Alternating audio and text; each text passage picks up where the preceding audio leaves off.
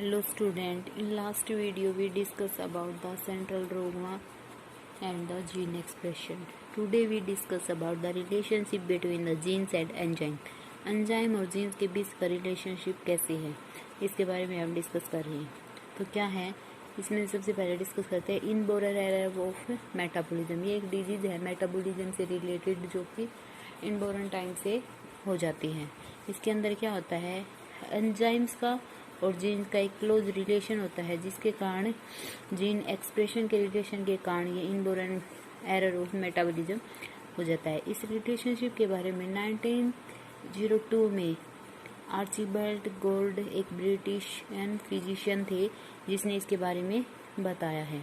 ठीक है, उसके बाद में क्या है, उन्होंने जो जीन ऑपरेट होते हैं ताकि एंजाइम को प्रोड्यूस करते हैं, उसके बारे में भी डिस्कस किया है। और उन्होंने आइडिया दिया है कि जो डिजीज ऑफस्प्रिंग से पेरेंट्स के अंदर हेरिटेड होती है, किसकी वजह से, एंजाइम की कमी के कारण इनहेरिटेड हो जाए है, जिससे मेटाबॉलिक जो सब्सटेंस होते हैं वो चेंज नहीं हो पाते। इसकी वजह से एंजाइम की कमी के कारण मेटाबॉलिक सब्सटेंस चेंज नहीं हो पाते और वो पेरेंट्स से ऑफस्प्रिंग चली जाती है। उससे हम क्या कहेंगे, इनबोरन एरर ऑफ मेटाबॉलिज्म। ये किसके कारण होता है, एंजाइम की कमी के कारण। जब भी कोई नॉर्मल जीन अब्सेंट होता है और वो एक अदर जीन की सिंथेसाइज नहीं कर पाता, तो इनबोरन एरर ऑफ मेटाबॉलिज्म हो जाता है।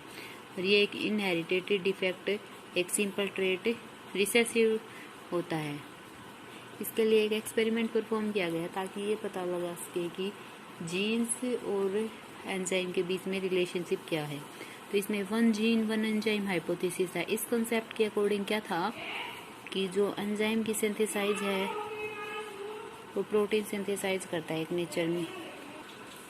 जो एंजाइम होते हैं वो प्रोटीन या इन नेचर होते हैं, मतलब प्रोटीन के द्वारा फॉर्मेशन होती है। इसमें क्या होता है, बीडल लिए प्रोटेक्टम ने 1948 में एक एक्सपेरिमेंट के थ्रू परफॉर्म किया कि one enzyme one gene hypothesis के बारे में बताया। इसमें क्या कहा कि न्यूरोस्पोरोकैरिया के पिंक ब्रेड के कुछ मोल्ड्स लिए हैं इसके अंदर।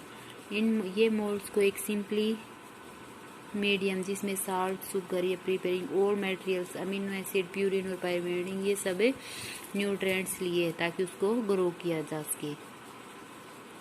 और ये सब एक वाइल्ड टाइप इंडिविजुअल के लिए ये सब ने कंडीशन प्रोवाइड की गई, उसे हम क्या कहेंगे, प्रोटोट्रोप्स।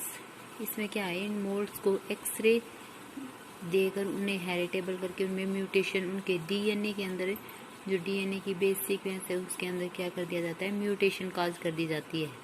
ये म्यूटेंटेड जीन आगे जाके एक मीडियम में न्यूट्रिएंट्स ऐड होने के साथ साथ ग्रो करते हैं। और ये न्यूट्रिशन म्यूटेंट होते हैं, उन्हें हम क्या कहेंगे, ऑटोट्रोप्स कहेंगे। अलग अलग टाइप के म्यूटेंट होते हैं जिसमें अलग अलग टाइप की अमीनो एसिड की ग्रोथ होती है। इन अमीनो एसिड के साथ साथ देखो 3 टाइप के जीन दिए, gene A, gene B, gene C, और एक वाइल्ड टाइप नॉर्मल जीन है। इसमें क्या है, मिनिमल मीडियम होता है और ये तीनों अमीनो एसिड की फॉर्मेशन के साथ इनको ऐड कर दिया जाता है। और ये म्यूटेशन, इन जीन्स के अंदर म्यूटेशन हो जाती है क्योंकि पहले से म्यूटेंट है। तो हर एक जीन एक इन्फॉर्मेशन कोड रखती है, एक सिंगल एंजाइम की इन्फॉर्मेशन रखता है। तो इसका मतलब क्या है, एक जीन केवल एक ही एंजाइम की हाइपोथेसिस रखेगा। इसके बारे में 1948 में डिस्कस किया गया था, इस हाइपोथेसिस के बारे में। ये एंजाइम की सिंथेसाइज को स्पेसिफिक कंट्रोल प्रोवाइड करता है ताकि एक पर्टिकुलर प्रोटीन की फॉर्मेशन हो जाती है। इसके लिए 1958 में नोबेल प्राइज भी दिया गया था। ये एक बायोमैकेनिकल जेनेटिक्स है। इस बीडल और टैक्टियम की हाइपोथेसिस के बारे में कुछ मॉडिफिकेशन भी किए गए।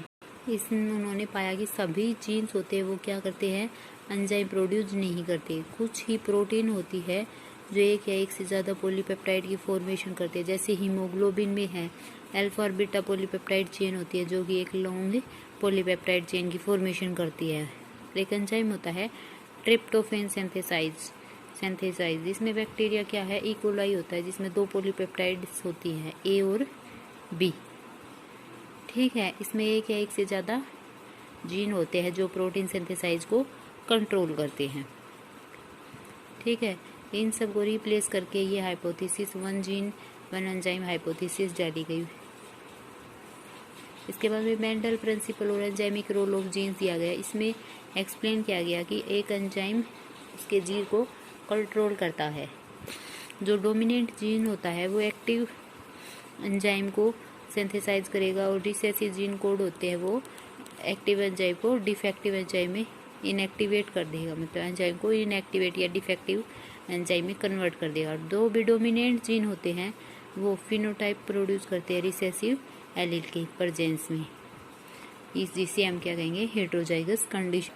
और होमोजाइगस रिसेसिव पर्सन में क्या होता है, जीन्स डायरेक्ट सिंथेसाइज करके उस एंजाइम को इनएक्टिवेट कर दिया जाता है और सफर एक पर्सन एक एबनॉर्मलिटी से सफर होता है, मतलब किसी भी डिजीज से हो जाता है। एक स्पेसिफिक केस लेते हैं जिसमें एक डिजीज है एक प्लैंक्टोनोरिया, जिसमें क्या होता है होमोजाइगोट डोमिनेंट पर्सन होता है जो जीन्स को डायरेक्ट सिंथेसाइज करके ए प्लैंक्टोनियो होमोजेनेटिक ऑक्सीडाइज एंजाइम को सिंथेसाइज करता है। ये पर्सन नॉर्मल होता है, लेकिन जब ये हेटेरोजाइगस कंडीशन होती है, मतलब कि जीन डोमिनेंट हो जाता है, तो ए प्लैंक्टोन ऑक्सीडेज एंजाइम है वो क्या होगा सिंथेसाइज हो जाएगा डायरेक्टली। और जो रिसेसिव कंडीशन होगी तो ये एंजाइम क्या होगा इनएक्टिवेट हो जाएगा और पर्सन क्या होगा नॉर्मली। अगर डोमिनेंट कंडीशन होती है तो पर्सन इन्फेक्टेड होगा। होमोजाइगस कंडीशन जाइगोस रिसेसिव कंडीशन होती है पर्सन की, तो जीन्स क्या होता है डायरेक्टली इनएक्टिव फॉर्म में हो जाता है एंजाइम की, जिससे पर्सन एक डिजीज ए प्लैंक्टोनोरिया से इफेक्ट होता है। उसके बाद है भाई जेनेटिक कोड। जेनेटिक कोड है क्या, देखो जेनेटिक कोड में क्या है, एक यूनिकनेस होती है, हर एक सेल एक यूनिकनेस रखती है। क्यों, उसके जेनेटिक कोड के कारण। हर एक जेनेटिक कोड हर एक स्पीसीज का हर एक अलग अलग डिफरेंट जेनेटिक कोड होता है जो उसकी प्रोटीन्स की हेल्प से उसको यूनिकनेस प्रोवाइड करता है, मतलब अलग प्रोवाइड करता है। ये सेल्स होती है, ये सिंथेसाइज करते हैं स्पेसिफिक प्रोटीन को और डीएनए में इंफॉर्मेशन को कैरी करते हैं। ये इंफॉर्मेशन एक पर्टिकुलर सीक्वेंस में होती है जो कि डीएनए के स्टैंड, और जिस डीएनए के स्टैंड में इंफॉर्मेशन कोड होती है वो होगा जेनेटिक कोड। और इसे एक प्रोटीन मैन्युफैक्चरिंग मशीन एमआरएनए के पास डीएनए टेम्पलेट को एमआरएनए में सिंथेसाइज कर दिया जाता है। ये एमआरएनए आगे जाके पॉलीपेप्टाइड चेन के अंदर सिंथेसाइज हो जाता है, जिससे क्या होता है पॉलीपेप्टाइड चेन में अमीनो एसिड की फॉर्मेशन हो जाती है और नाइट्रोजनस बेस पेयर डीएनए के और एमआरएनए के वो क्या करते हैं जेनेटिक कोड का फंक्शन परफॉर्म करते हैं। उसके बाद में नेचर क्या है जेनेटिक कोड का, देखो जेनेटिक कोड के जो भी डीएनए और आरएनए के बेस पेयर हैं, डीएनए के एडेनिन, थाइमिन, ग्वानिन और साइटोसिन, इनके थ्रू ही जेनेटिक कोड होता है। इसमें क्या होता है एक के बाद एक न्यूक्लियोटाइड की करेक्शन की जाती है, अमीनो एसिड पॉसिबल नहीं हो पाते इनमें। 4 अमीनो एसिड इकट्ठे होकर प्रोटीन सिंथेसाइज करते हैं। प्रोटीन सिंथेसाइज जब होगी जब 4 अमीनो एसिड इकट्ठे होंगे। यदि 2 कोड्स होते हैं अमीनो एसिड के तो 4 बेसिस पेयर उसके साथ अमीनो एसिड के स्पेसिफिक होंगे। एक सीक्वेंस के लिए 3 बेस पेयर होते हैं, जिसमें एक 3 बेस पेयर से एक अमीनो एसिड की फॉर्मेशन होती है और 4 बेस पेयर होके 4 के बेस पेयर होके 64 अमीनो एसिड की फॉर्मेशन होती है। 3 बेस पेयर इकट्ठे होते हैं, उन्हें क्या कहेंगे ट्रिपलेट कोड कहेंगे, जिसमें इन ट्रिपलेट कोड के थ्रू हम 20 अमीनो एसिड की फॉर्मेशन करते हैं। ये ट्रिपलेट डीएनए में होते हैं, उन्हें हम क्या कहेंगे जेनेटिक कोड कहेंगे, ठीक है। और जेनेटिक कोड का फ्लो होता है 5n to 3n डायरेक्शन में। और इसके बारे में अमीनो एसिड के बारे में जॉर्ज गॉब ने इन 1954 में बताया था और कंसेप्टिव न्यूक्लियोटाइड एमआरएनए में क्रिक ने 1961 में बताया था और उसके सिंगल स्ट्रैंड में अमीनो एसिड की जो पॉलीपेप्टाइड चेन में पोजीशन है उसके बारे में भी डिस्कस किया था। साइंटिस्ट थे नीरबर्ग और मैथाई, जिसने एक्सपेरिमेंट जेनेटिक कोड के बारे में एक्सपेरिमेंट किया। जेनेटिक कोड की डिटेल क्या है, देखो ये साइंटिस्ट थे